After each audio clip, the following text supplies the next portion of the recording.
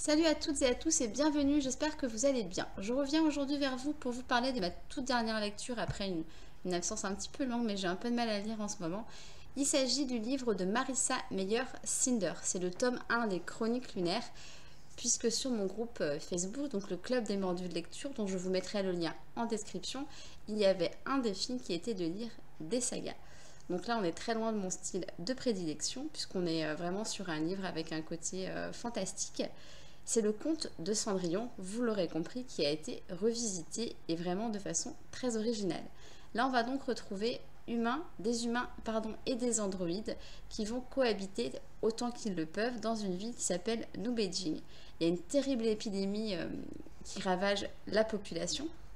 Et depuis l'espace, donc il y a le peuple de la Lune qui est sans pitié et qui attend son heure.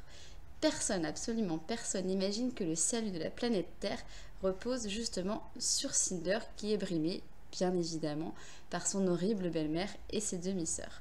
La jeune fille est une simple mécanicienne, à demi humaine, et elle détient, sans le savoir, un secret incroyable, un secret pour lequel certains seraient prêts à tuer.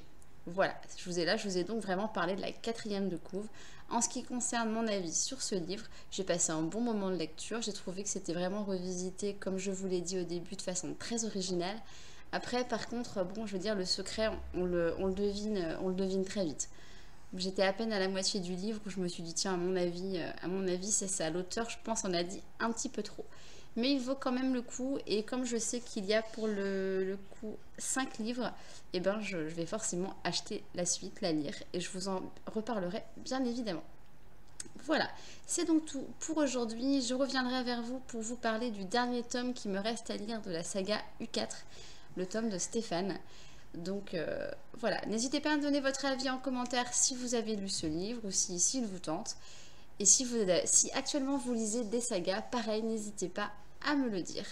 N'hésitez pas non plus à liker ma vidéo si elle vous a plu et à vous abonner à ma chaîne si le cœur vous en dit. Et moi je vous dis donc à bientôt pour une nouvelle vidéo. Salut!